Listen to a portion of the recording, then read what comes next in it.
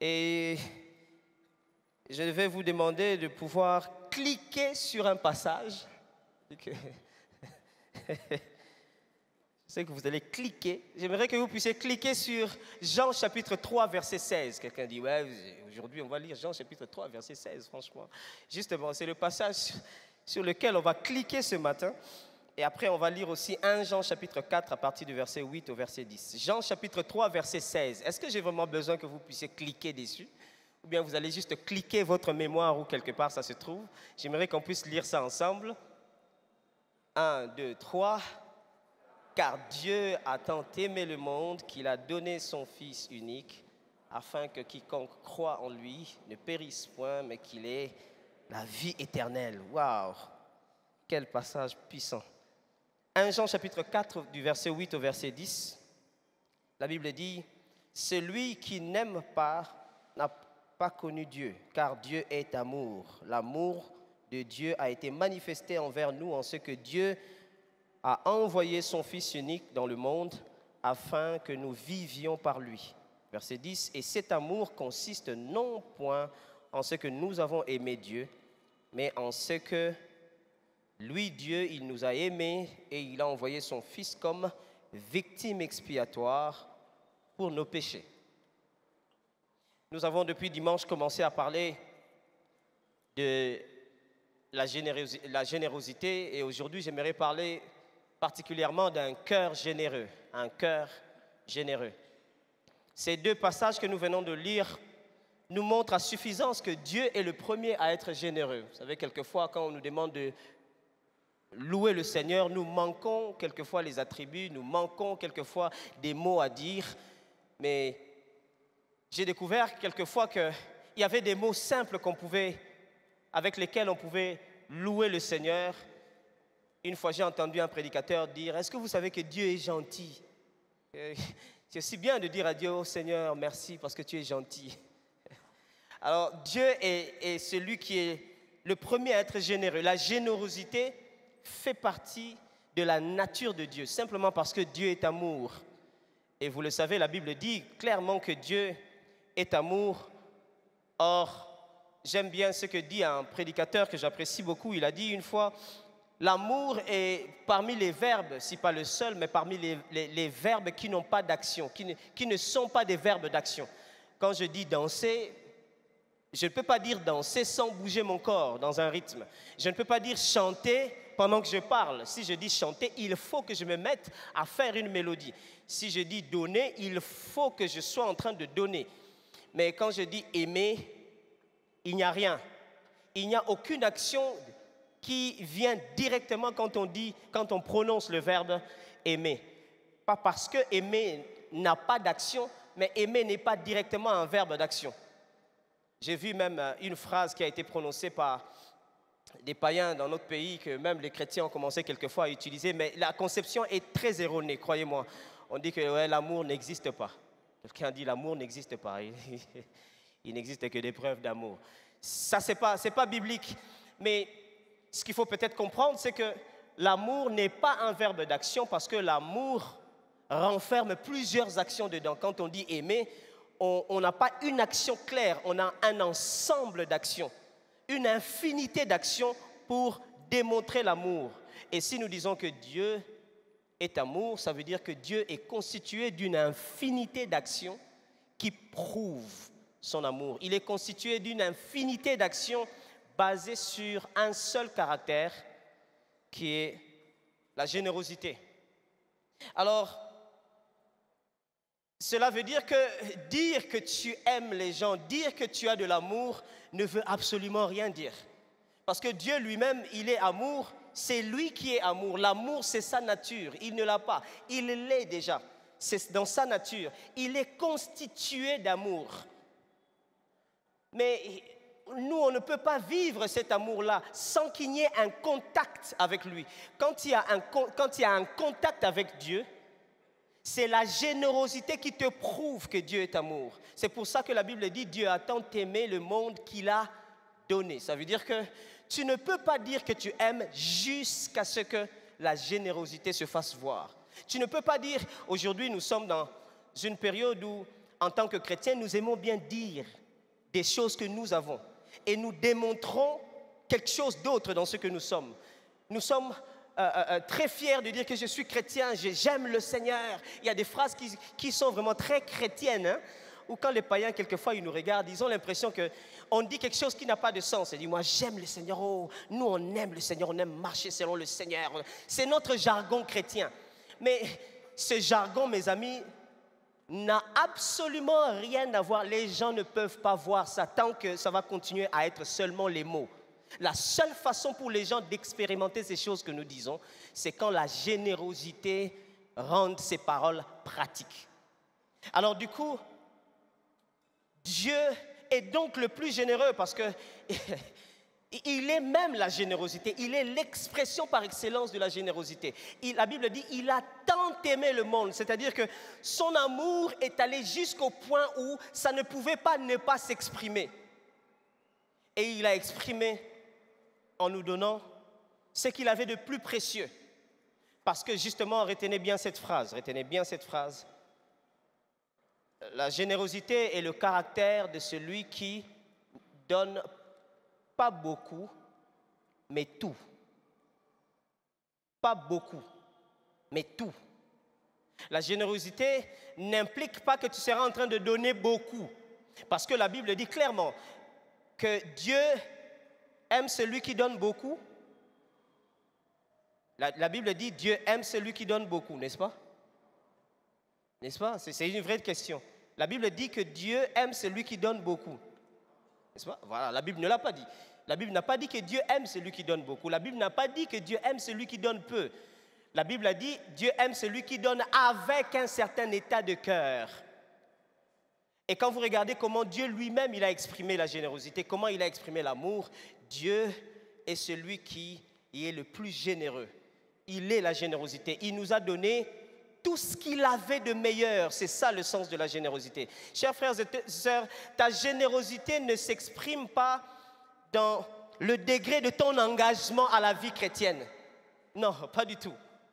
On ne voit pas ton amour dans le degré de ton engagement pour Dieu. Je suis engagé pour Dieu, je viens à l'église tous les jours. Quand on nous demande de faire quelque chose à l'église, je fais toujours. Ce n'est pas ça.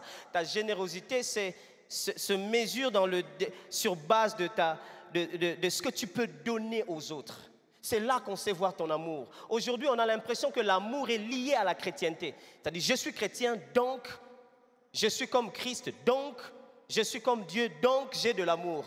C'est bien, vous pouvez en avoir, mais jusqu'à ce que vous puissiez exprimer ça vis-à-vis des autres. La générosité est le caractère de celui qui donne tout. Pas beaucoup. Tout par rapport à beaucoup. La Bible dit ceci. Vous connaissez l'histoire de cette femme qui avait donné. Elle n'a pas donné beaucoup. Il y en avait qui avaient donné plus qu'elle. Mais elle a donné plus que tout le monde. Parce qu'elle a donné tout ce qu'elle avait.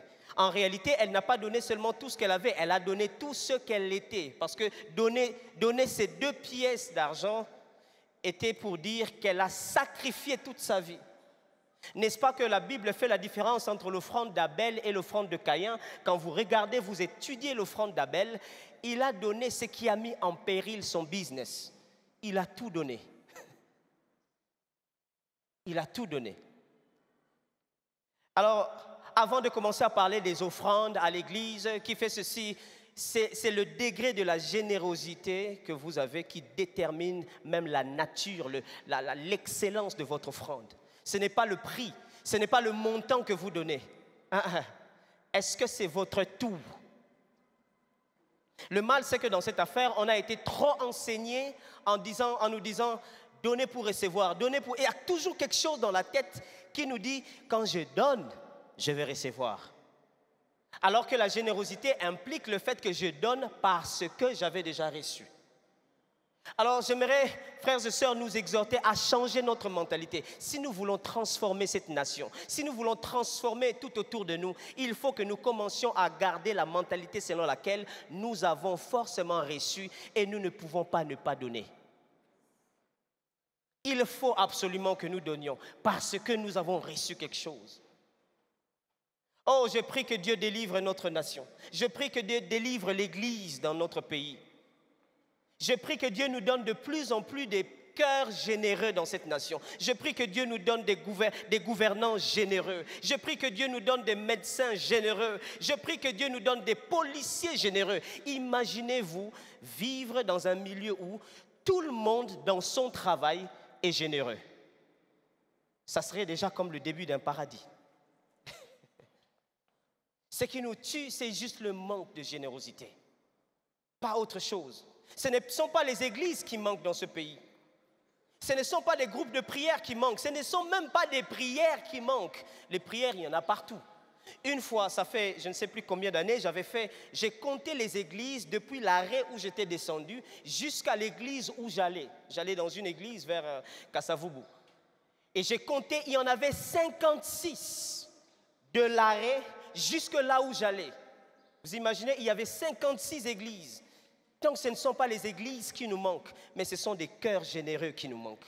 Ce ne sont même pas des compétences intellectuelles qui nous manquent.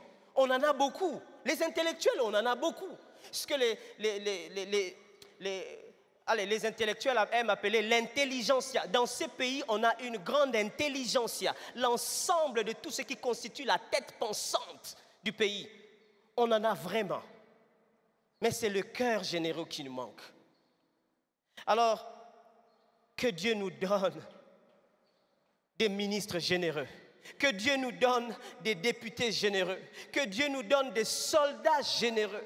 Que Dieu nous donne des policiers généreux. Que Dieu nous donne des chauffeurs de taxi généreux. Que Dieu nous donne des vendeurs de pain généreux. Que Dieu nous donne des fabricants de beignets généreux. Que Dieu nous donne des enseignants, des professeurs généreux dans cette nation. J'aimerais partager avec vous aujourd'hui, pendant ces quelques minutes, les aspects d'un cœur généreux.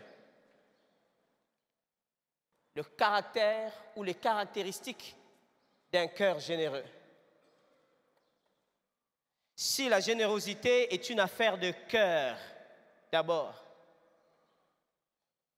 si la générosité ne concerne pas d'abord ce que nous donnons, mais qui nous sommes à l'intérieur de nous, ça veut dire que ce que nous donnons n'est qu'une extension de qui nous sommes. Donc en réalité, quand Dieu regarde nos offrandes, c'est nous qu'il voit à l'intérieur. Quelqu'un avait l'habitude de dire, la façon dont même tu froisses ce que tu donnes, la façon dont tu écrases ça dans ta main, définit le degré de l'écrasement de ton cœur. Donc si on veut savoir qui tu es, on n'a qu'à regarder ce que tu donnes. Parce qu'en réalité, ce que tu donnes n'est qu'une extension de toi. Alors si tu es généreux, même si ce que tu donnes n'est pas beaucoup plus que les autres, ce que tu donnes aura la capacité de résoudre exactement le problème. Vous connaissez l'histoire de ces chrétiens de Macédoine. Ils étaient si pauvres, mais la Bible dit qu'ils ont tellement insisté de donner que leur contribution a produit une richesse dont on ne pouvait pas imaginer. Parce que ce n'est pas la pauvreté ou la richesse qui définit la générosité, mais c'est la générosité qui définit la richesse. On peut être riche matériellement, mais lorsqu'on n'est pas généreux, ce que l'on donne ne résoudra pas le problème. Mais même quand on n'est pas riche selon les hommes, quand on a un cœur généreux et qu'on a juste ce qu'on a, quand on met ça à la disposition du Seigneur, ça résout le problème comme jamais vous ne pouviez l'imaginer. Vous n'avez jamais remarqué que vous n'avez peut-être pas beaucoup, mais vous avez moins de problèmes que ceux qui ont plus? Pourquoi on a comme l'impression dans le monde que c'est ceux qui ont beaucoup plus d'argent qui ont beaucoup plus de grands problèmes? On a l'impression que plus on a de l'argent, plus on a de problèmes. Parce que l'argent ne résout pas les vrais problèmes. C'est Dieu qui résout les problèmes. Et il passe par le généreux pour le faire. Alors, voici la première caractéristique ou le premier aspect d'un cœur généreux. Le tout premier, c'est l'impartialité. Lisons ce que la Bible nous dit dans Luc chapitre 10, du verset 31 au verset 35. un sacrificateur qui par hasard descendait par là, par le même chemin, ayant vu cet homme, passa outre. Un lévite qui arriva aussi dans ce lieu, l'ayant vu, passa outre. Mais un Samaritain qui voyageait, étant venu là, fut ému de compassion lorsqu'il le vit. Il s'approcha et banda ses plaies en y versant de l'huile et du vin. Puis il le mit sur sa propre monture, le conduisit à une hôtellerie et prit soin de lui. Le lendemain, il tira 2 deniers, les donna à Lot et dit, « Aie soin de lui. Et ce que tu dépenseras de plus, je te le rendrai à mon retour. » Vous connaissez cette histoire avec le bon Samaritain.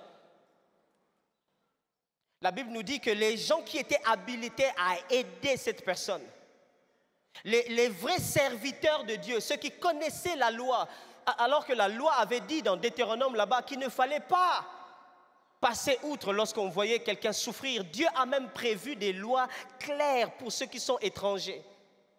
Mais à l'époque de Jésus, Jésus relève une parabole où il montre le type de cœur des Lévites et des sacrificateurs en ce temps-là.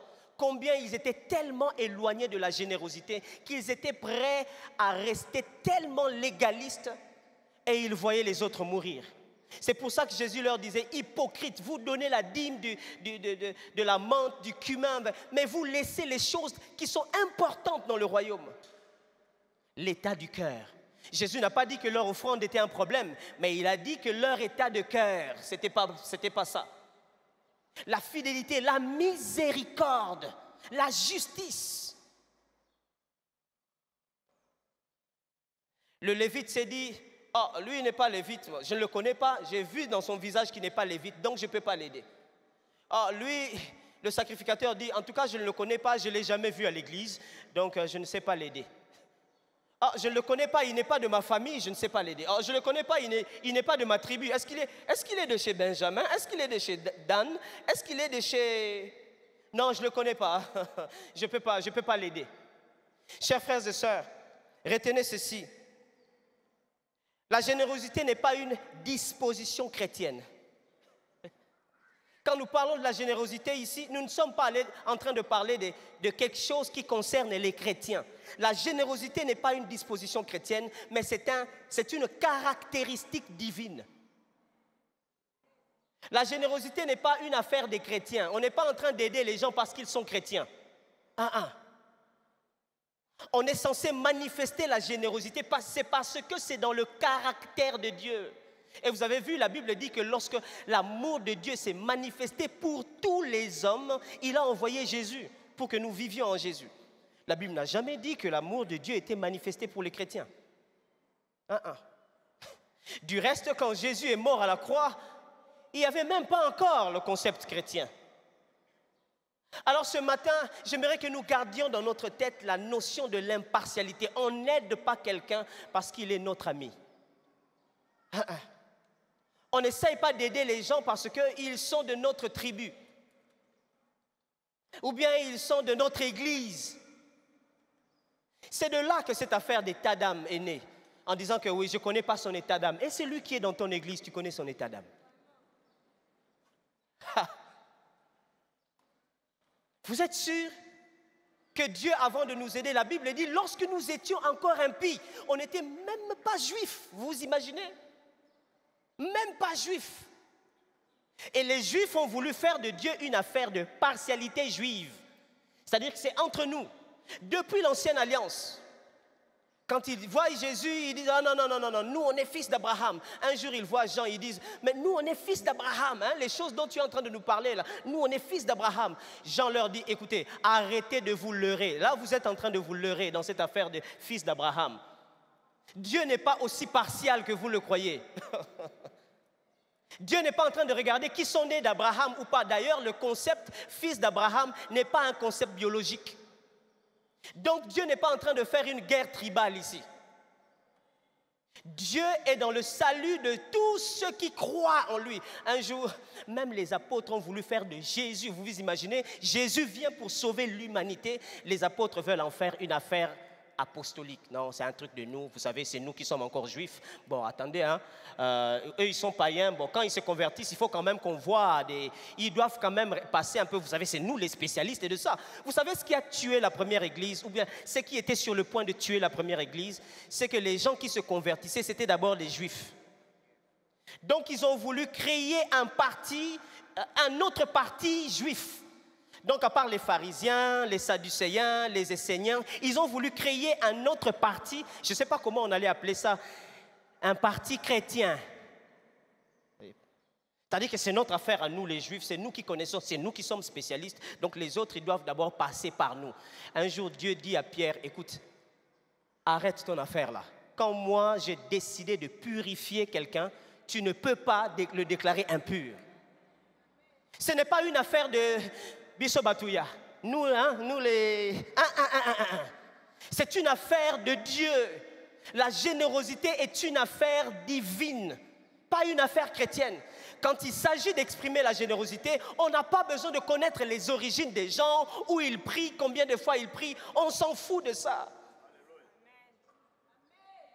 Parce que Dieu, quand il agit, il ne regarde pas ces choses. Quand la Bible est l'apôtre Paul est en train d'exhorter Timothée, il lui dit, j'exhorte aux chrétiens, j'exhorte aux saints de faire des prières pour tout le monde. Vous vous imaginez? Prier pour tout le monde, sans exception. Non, tu me demandes de prier pour toi. Est-ce que tu aimes le Seigneur? Oh, regardez les genres de questions qu'on pose aux gens. Ils demandent qu'on puisse l'aider. Est-ce qu'il aime vraiment le Seigneur? Ça, c'est quel type de question? Comment tu veux savoir comment lui, il aime le Seigneur? Il n'y a qu'une façon de montrer que Dieu est amour, c'est si toi, tu aimes celui dont tu ne connais même pas les origines, tu ne sais même pas si lui, il aime Dieu ou pas. C'est à toi de commencer par donner de l'amour.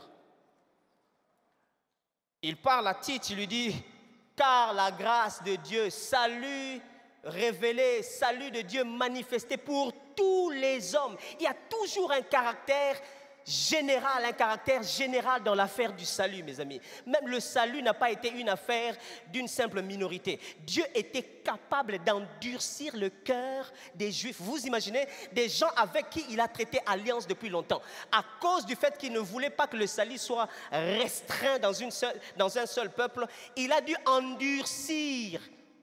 Waouh! Et l'apôtre Paul est en train de dire, c'est pour qu'une bonne partie des païens puissent entrer dans le salut. Et quand Pierre a connu ça, il a dit, en tout cas, moi j'ai compris une chose, hein, c'est qu'il le dit dans Actes chapitre 10, il dit, Dieu ne fait exception de personne. Il dit, mais en tout lieu, celui qui le craint, c'est ça le critère, celui qui le craint, lui est agréable. Le salut de Dieu ne regarde pas des partis. L'impartialité est l'une des choses qui émanent toujours du cœur d'un généreux. Quand vous voyez quelqu'un de généreux, même la générosité elle-même ne cite pas son nom, mais vous savez le voir par l'impartialité. Regardez quelqu'un qui est impartial, certainement qu'il est généreux. Certainement. Parce qu'il sait que quand je dois juger une affaire, je ne vais pas regarder qui est qui.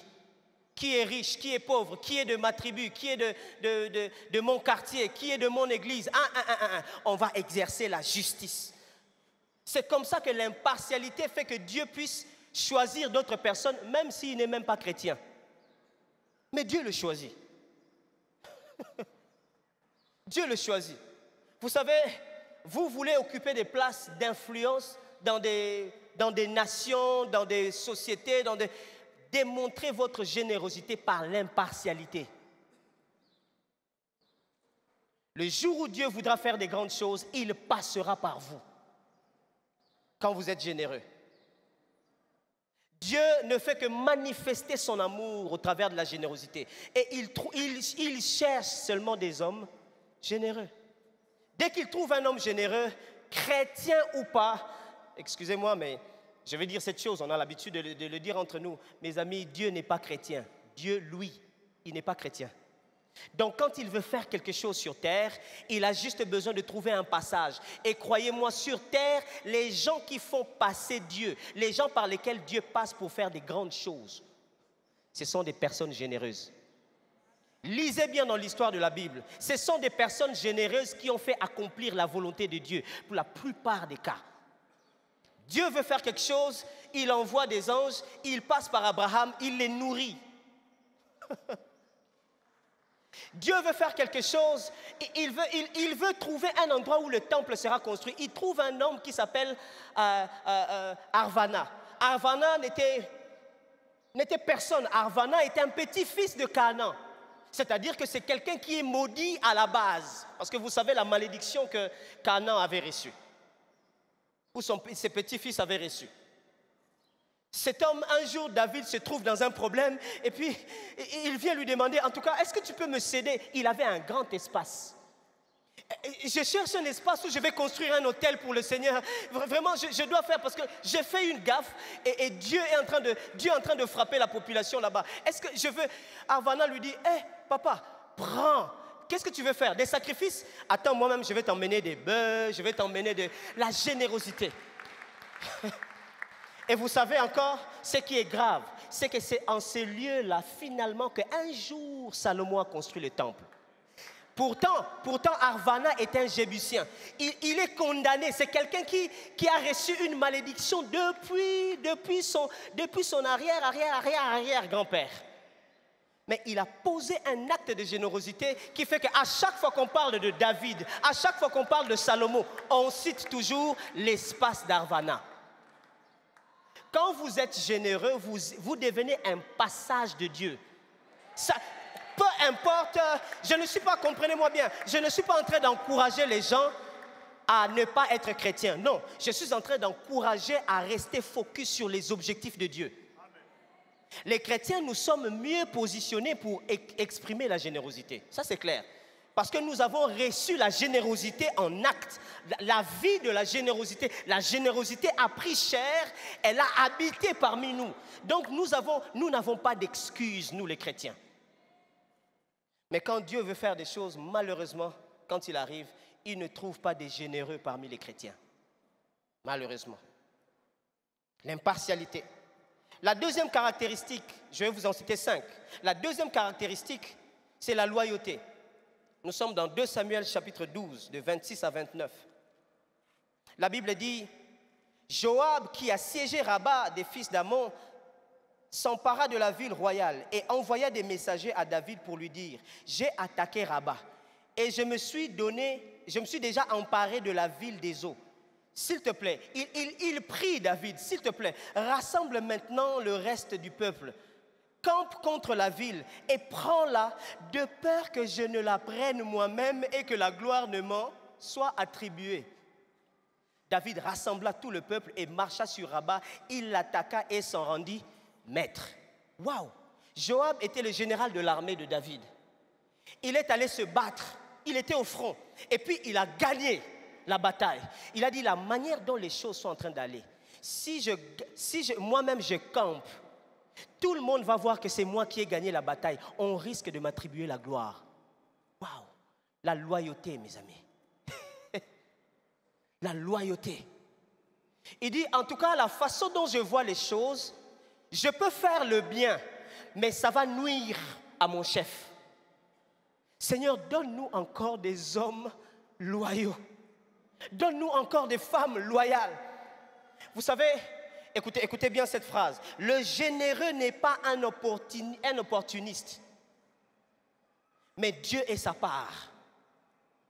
Quand vous êtes généreux, vous n'avez pas besoin de commencer à courir pour sauter derrière ou devant, sauter sur des opportunités.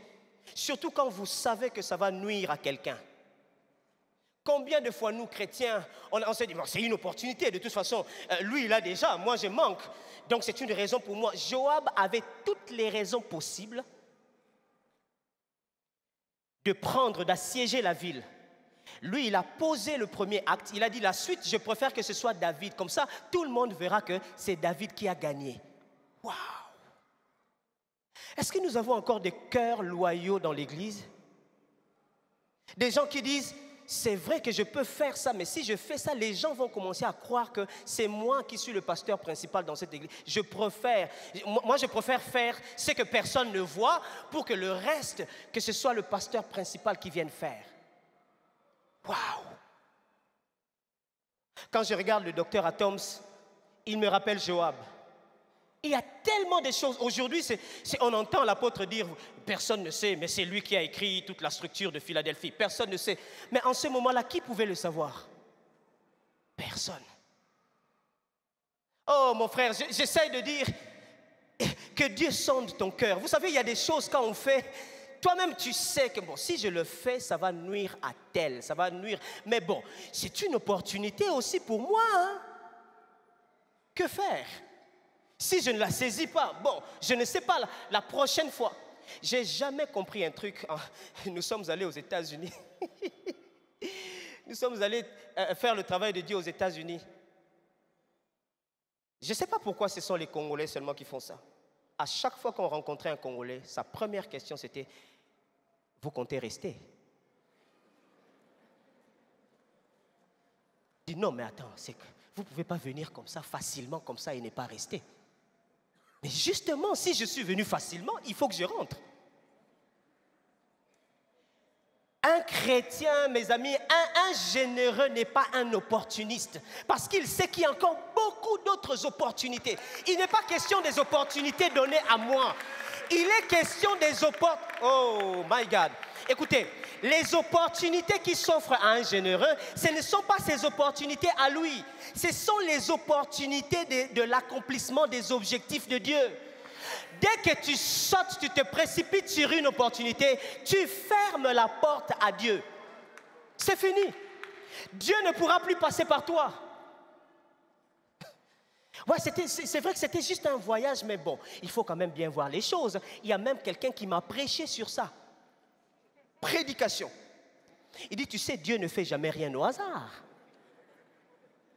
Regardez cette chrétienté. On est tellement égoïste, tellement égocentrique.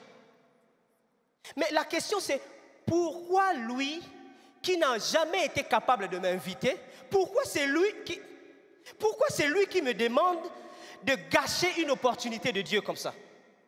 Nous, on a vu même des gens qui ont proposé, jusqu'en Israël. Waouh! Des gens qui disent, en Israël, franchement. Vous êtes sûr? Même si c'est le pays de Jésus. En tout cas, c'est le pays de l'homme Jésus. Le Jésus que moi j'ai ici, il n'habite pas en Israël. Il habite en moi. C'est moi qui le transporte partout où je veux. Je n'ai pas besoin d'accaparer une opportunité comme ça. Chers frères et sœurs, à plusieurs reprises, nous tombons devant des opportunités et étudiez très bien. Vous pouvez voir que cette opportunité n'est pas une opportunité pour que moi j'agisse. C'est une opportunité pour que Dieu puisse agir, point barre. Joab a connu que le nécessaire ici, c'est que nous puissions gagner, que notre nation puisse gagner. Pas que moi je puisse avoir la gloire. Vous voulez connaître quelqu'un de généreux? Regardez son degré de loyauté. Et malheureusement, de plus en plus, les chrétiens font une preuve de manque de loyauté. C'est juste effarant. Vous savez, s'il y avait plus de loyauté, on allait avoir moins d'églises. J'en suis convaincu. S'il y avait plus de loyauté, on allait avoir moins d'hôpitaux inutiles. S'il y avait plus de loyauté, on pouvait même avoir moins de ministères dans ce pays. S'il y avait plus de loyauté, on allait avoir moins d'entités, mais beaucoup plus d'actions.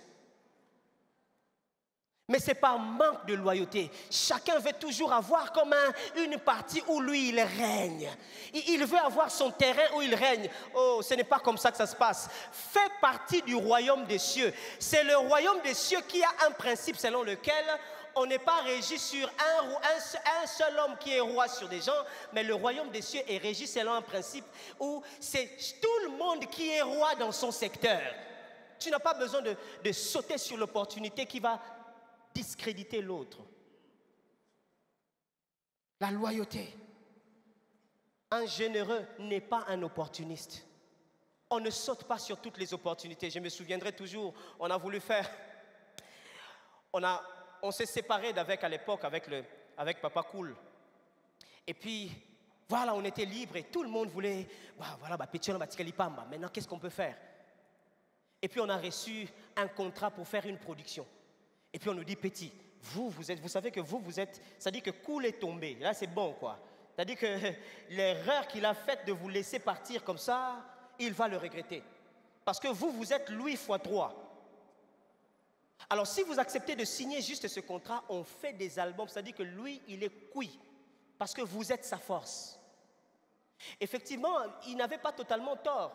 Parce que nous étions en train de travailler avec lui, nous étions vraiment sa force. Mais la question était celle-ci, on est rentré à la maison, il y avait quelque chose. Vous savez, quand vous êtes enfant de Dieu, il y a quelque chose qui vous dit dans le cœur, ce n'est pas une opportunité sur laquelle il faut sauter. Vous le savez bien, même quand vous souffrez, même quand vous en avez vraiment besoin, en réalité, quand vous regardez dans votre cœur, ce n'est pas un besoin de Dieu. On est allé voir le monsieur, on lui a dit, on regrette beaucoup, mais on ne peut pas faire ça. Ah bon, vous ne pouvez pas faire ça? On ne peut pas faire ça. Ça sera lui faire du mal. On dit ça nous-mêmes, on dit, bon, ok. La loyauté. Troisième élément, le respect du sacré.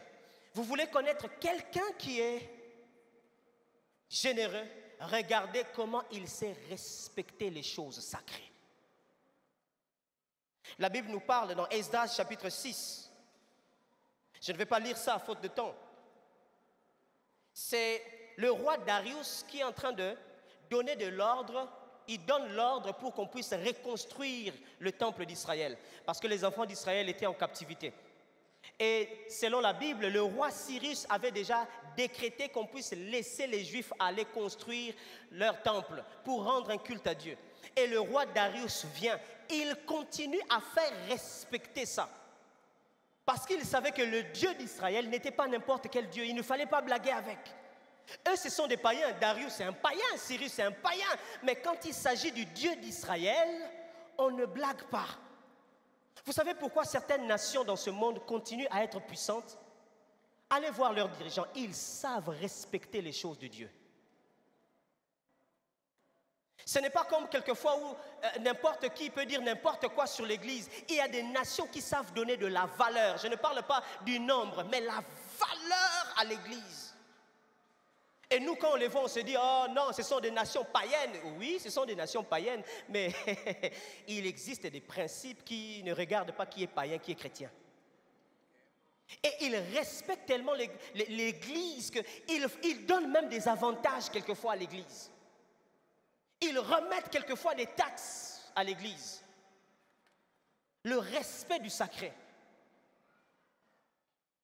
La générosité place Dieu au premier plan. C'est ça ce que ça implique.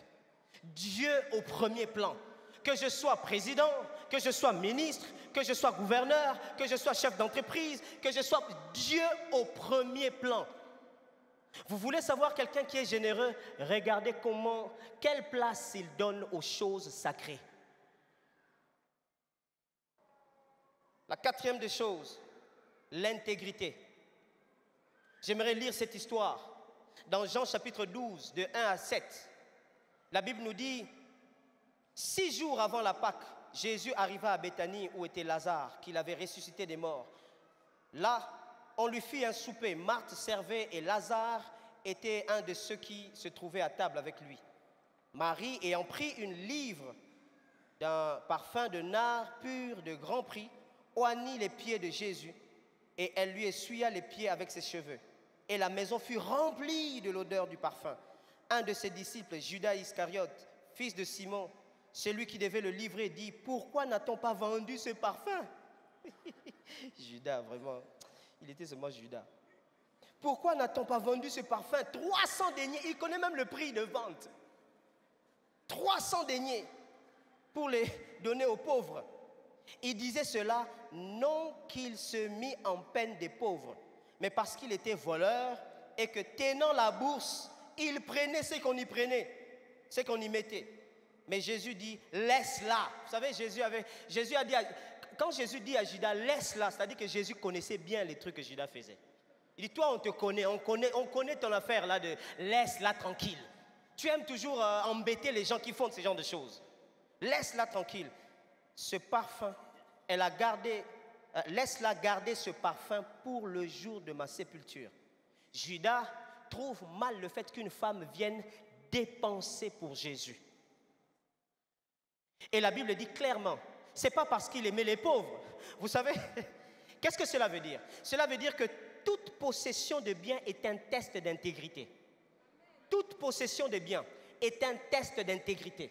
La Bible nous dit ici que Judas n'était pas intègre. Est-ce que vous pensez que Jésus ne le savait pas? Franchement, il y a bazar compliqué. Judas,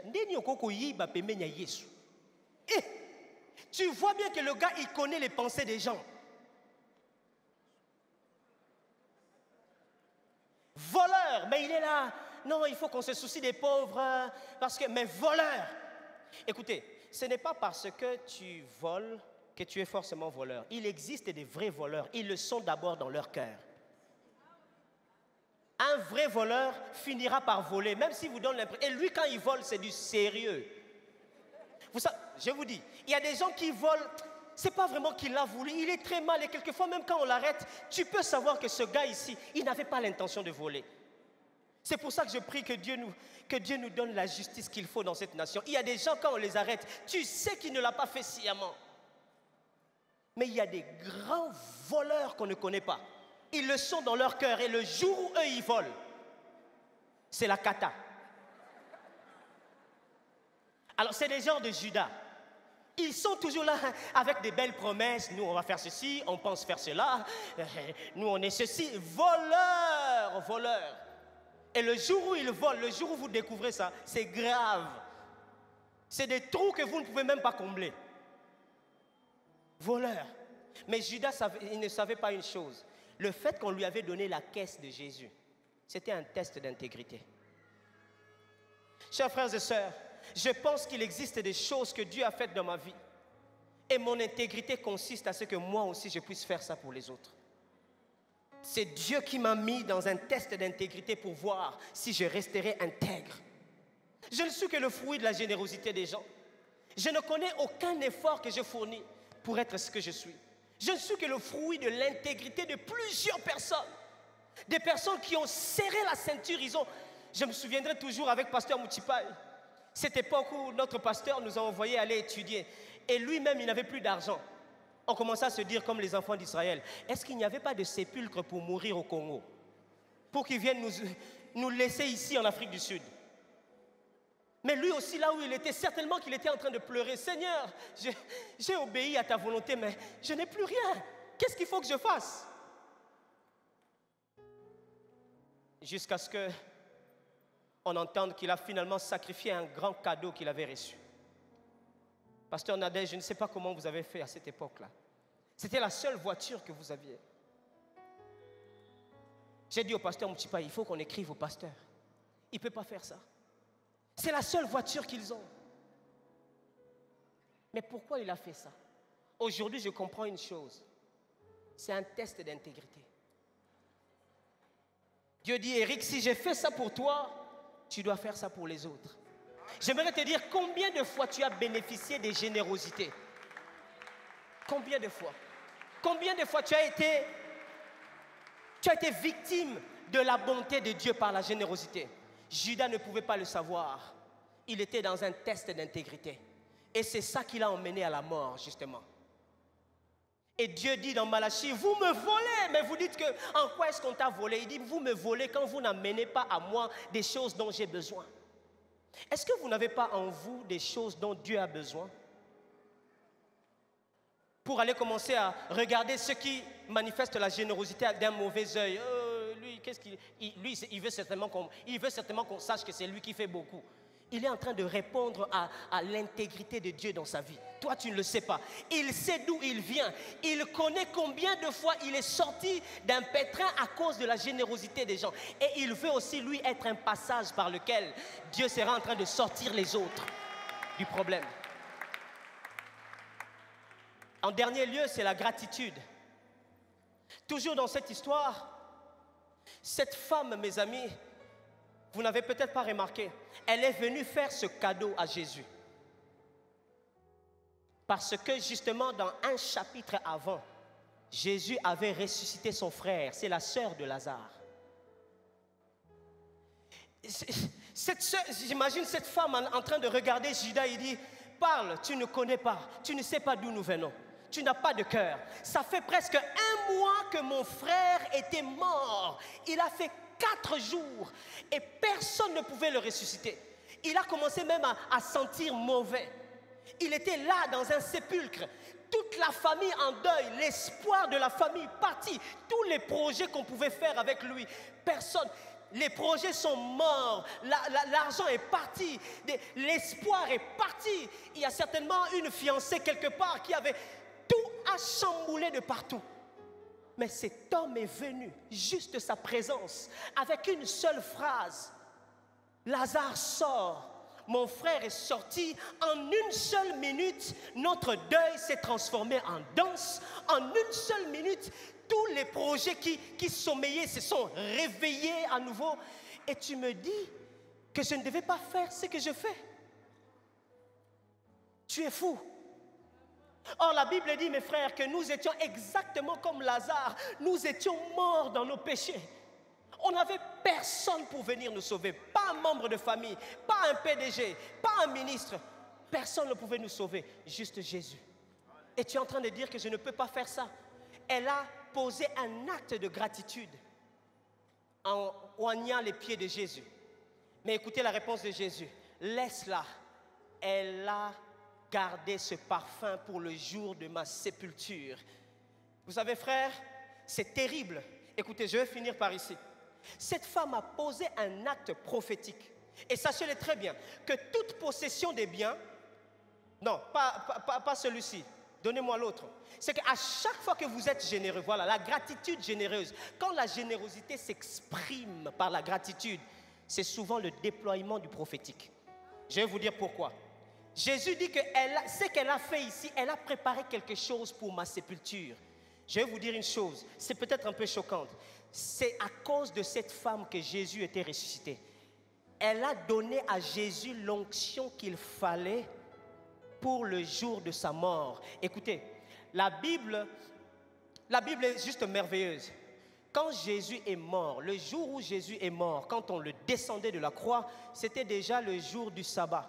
Et vous savez qu'au jour du sabbat, on ne pouvait pas poser des actes. Donc, ils ont pris Jésus, ils l'ont descendu de la croix et c'était vite fait. Ils n'ont pas fait leur rite de pouvoir lui mettre de l'huile, l'image de l'onction.